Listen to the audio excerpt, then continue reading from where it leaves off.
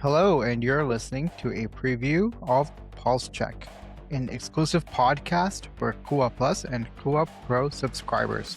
If you are interested in listening to the full episode, then go to quwa.org/plus to subscribe and access this episode and all others.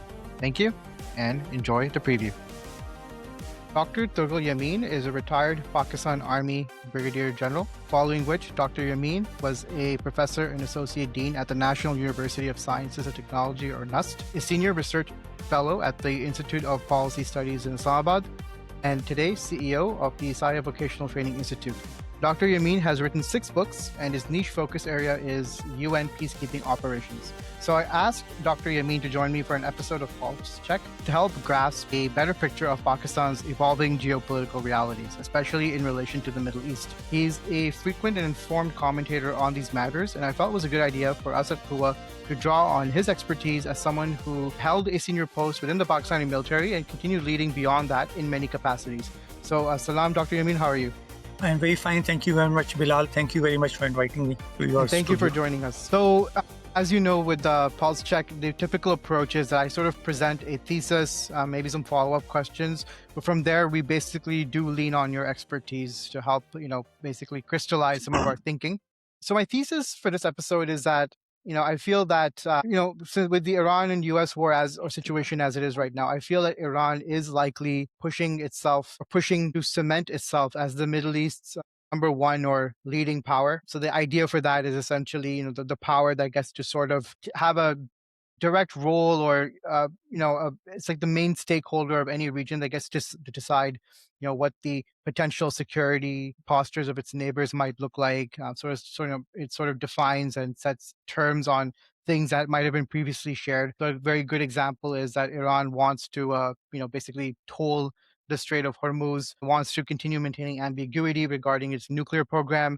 It wants to continue maintaining its interests within Lebanon. And, within this context, Pakistan sits in this peculiar situation where, it's not always an active player in the Middle East.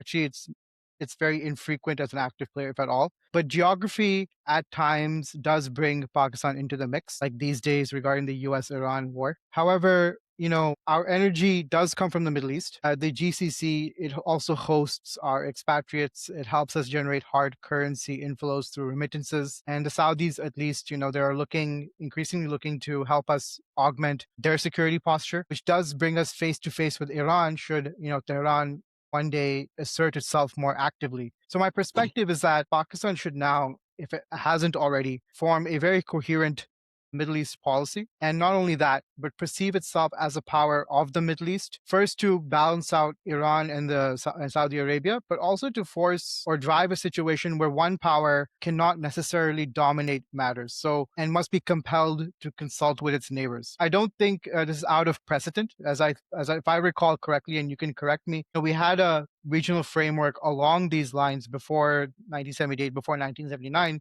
through the Baghdad Pact and CENTO. And also taking a longer view, just as India had developed a long view regarding our upstream water access and using geographic positioning and potential pathways, to closer ties to the Middle East, I'm wondering, if Pakistan could also develop a long view regarding India's access to oil and gas, and basically gradually work through both Iran and the GCC to potentially integrate their oil and gas sales and flows to India through Pakistan in some capacity, bit by bit, so that we could have some leverage to then use against India when the discussion for water comes. So, Dr. Yamin, I can leave you there, but I would actually start with the first fault, like a first, let's say, narrow question. How would you rate or assess, the importance of Pakistan's role in mediating between Iran and the US? It was par excellence. I think Pakistan grabbed the opportunity and was able to capitalize on the developing situation. They entered into dangerous waters at a time when nobody was willing to mediate between these warring parties. So I think it was a very bold decision, and it was based on a number of factors.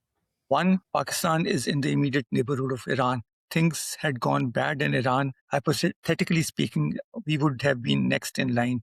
So I think a lot was on Pakistan's own security considerations that, hey there, we got to save the Iranians. They are our next door neighbors, and we can't have another foreign power sitting in Iran more than anybody else, Israel. And I think Pakistan has been following this kind of policy for a very long time. For instance, you have seen in Afghanistan also, when the Soviet forces rolled into Afghanistan in 1979, December of 1979, and remained there for 10 years. And then again, the Americans invaded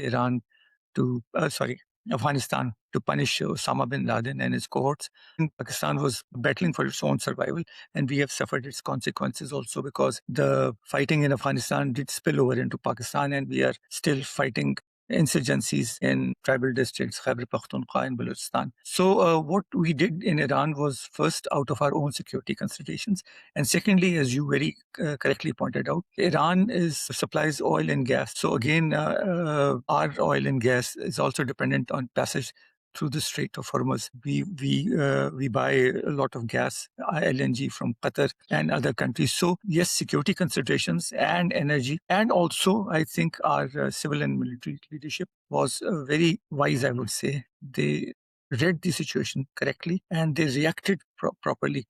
And then they capitalized on the two relationships that Pakistan has, one with Iran and second with the United States of America. Pakistan has been trying to rebuild relationships with Iran and the United States of America and Russia also. In the recent past, you might have noticed that the former president, Raisi, who later died in a helicopter crash, came to visit Pakistan, and the situation had started becoming better. There was a thaw in relationship. Earlier, Pakistan and Iran had experienced dips in their relationship. So he was invited. Then a road next to my place where I live was named Iran Avenue. And after that, also Pakistan continued to build on the relationship with Iran. And Iran was also looking for some kind of, I would not say ally, but partner in this region, because Iran has also painted itself into a corner. The Gulf Arab states are against it.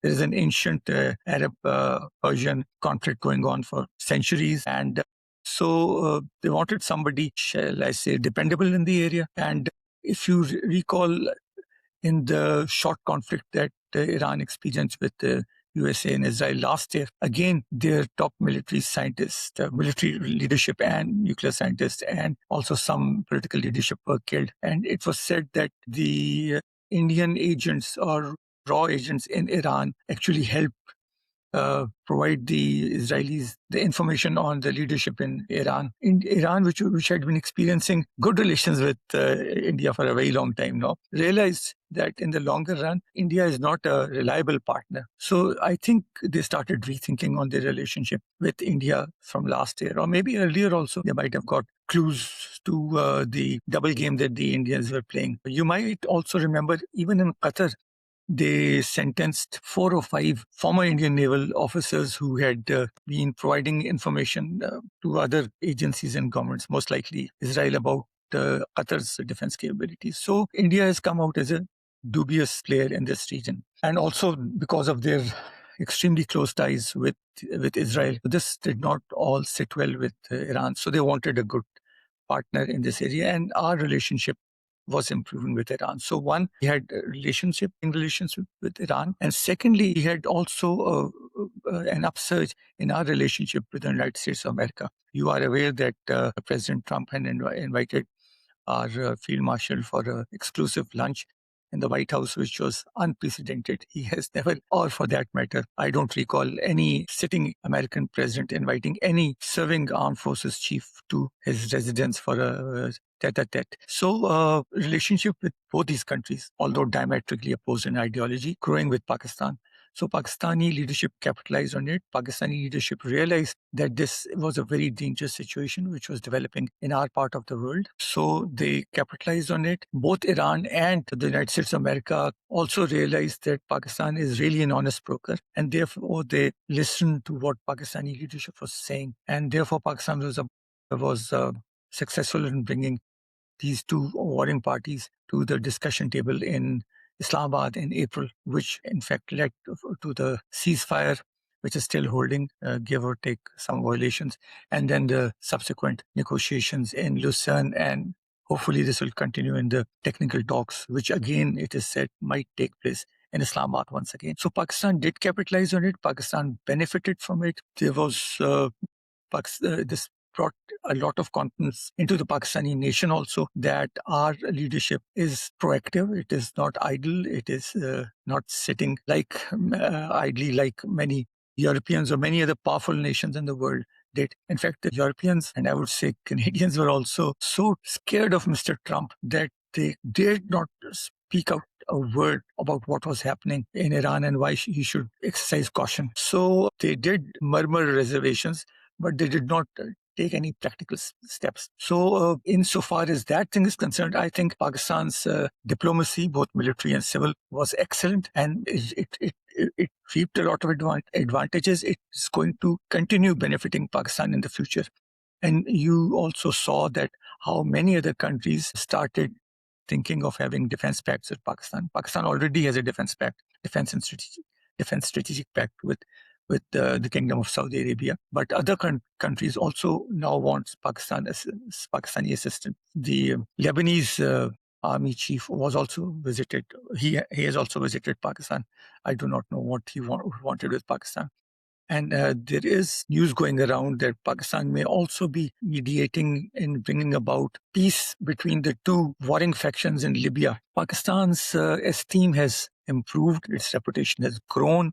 Pakistan is now considered a reliable and, I would say, courageous country which stood out, which did not fear reprisals from, for instance, Israel. And Pakistan is also not a very rich country. We are, I would say, a very poor country if we go by statistics. But Pakistan stood up. And one thing that Pakistan had and has with it is its nuclear deterrence and its very strong armed forces. They're very well trained, and over the last nearly 80 years, they have proven their mettle against India. So I think Pakistan did capitalize on the situation that was emerging and is emerging. And from all this, our ports in Karachi and Gwadar also benefited. The Karachi port saw record number of ships visiting it, which had never happened over the past many years, and Gwadar has also become very active. And as far as Pakistan not having a coherent Middle East policy, I would beg to differ. Pakistan always had a very clear-cut policy about Middle East. First of all, I would like to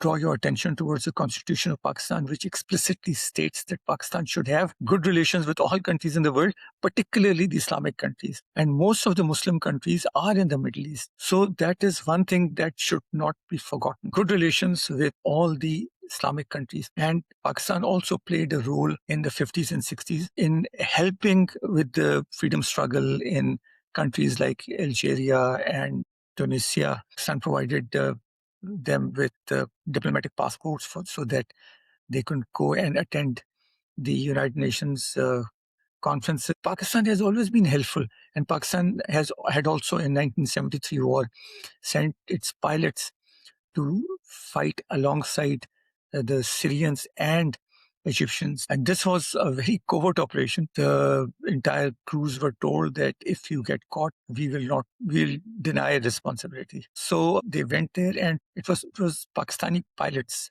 like Sattar, Alvi, who actually shot down Israeli aircraft. This was a very major achievement. So Pakistan Air Force is a renowned Air Force. There is, I think, street also named after Pakistan Air Force in Damascus. And Pakistan has been supplying manpower to many of the Gulf countries and also countries in North Africa like Libya, where our trainers have gone. I have also served in Saudi Arabia with our armored brigade in the middle 80s. So it's not that Pakistan does not have a coherent Middle East policy. Pakistan has always been a security partner, if not a security guarantor.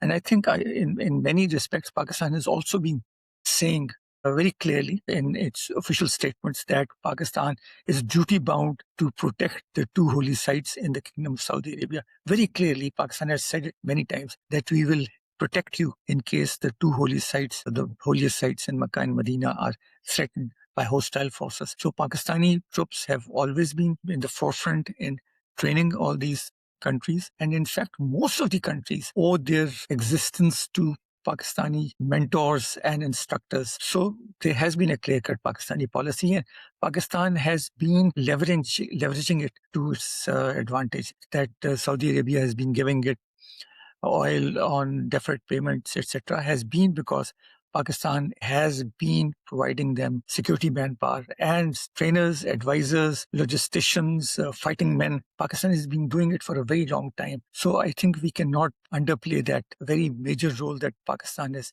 played in the stability of the region. So it's another thing that sometimes we find that countries do not repay Pakistan in the manner that we want them to do. But I think overall, this relationship has been good and we have been benefiting from it. No doubt. I would not complain whatsoever about our relationship with the Middle East countries and other Islamic countries, and also about Iran.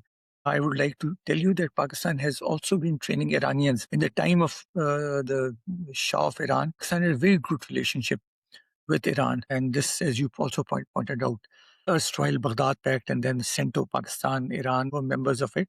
And the Shah of Iran had also been helping Pakistan. But after Shah of Iran was banished, once the Islamic Revolution came in, the Islamic regime in Iran considered it its duty to export its version of Islam all over the world. So that is when our situation or our relationship began to fray. But this improved. This has improved lately greatly. I think the Iranians are truly, truly thankful to the role that Pakistan played in the entire conflict. And I think they have said that on many occasions, that had it not been for Pakistan, there would have been many more deaths or casualties or destruction in Iran. So I think what Pakistan has done is memorable. And I can tell you another thing. Iranians have very long memories. One, Persians consider themselves the inheritors of the Persian Empire. They're very proud of it. They might be Muslims now, but they draw their inspiration about statesmanship and diplomacy from Persia, the Persia of yore, the Persia that Cyrus the Great ruled. So, and they have good memories. So they know who their friends are and who their allies are and who their enemies are. And during the birth of the new Iranian nation, the Iranians had become the visible or vocal opponents of Israel and the United States of America. So if Pakistan have stood with them in their bad times, I don't think they're going to forget it. And I think we can reap its advantages for a very long time. Remember in 1912, during the Balkan Wars, the Muslims of the subcontinent of India sent a medical mission under Dr. Ansari. The Turks still remember it a century later, and they still call you brother, Kardesh, because the Muslims, who were then themselves subjects of the British Empire, were courageous enough to send a medical mission to help their brothers in their time of need in Turkey. And we are aware of the ill-fated Caliphate movement also. So I don't think Pakistan will be undervalued, is being undervalued. Pakistan has made a place for itself, and it has been, I think, dramatic. The way Pakistan went about playing its diplomatic cards, I think it was excellent. It was excellent. They did not do anything to annoy anybody. Their sincerity was most obvious. They were doing their best to bring about peace in the region, and it is for our own benefit. I would not say that there was no self-interest. We wanted our energy routes to be secure. We wanted our borders to be secure. So Pakistan has a Middle East policy. Pakistan has been playing a Middle East policy. Pakistan has always, if you want me to say in those words, Pakistan has always played its Middle East card very wisely, very positively. Past years, 60, 70 years, Pakistan has been sending its manpower in very large numbers to the Gulf states. Again, remittances that come from abroad, from primarily not from Canada or the United States of America, but from the Gulf countries, is to the tune of $4.5 billion. And this year, the highest record number of remittances came. So our policy is there. We send manpower. We let them have our security providers, the military men. Even we have people who train them in counter drone operations. So Pakistan has trained them. Our military academies still have a very large number of people coming from places even like Iraq and other countries. So our contributions to the security and development of the Middle East are immense. And from the present conflict, it has emerged that Pakistan has played its hand correctly, and it has made a place for itself in the Middle East, a real place. And I don't think we are we are underplaying our role. I think sometimes I have a feeling that we are overplaying our role.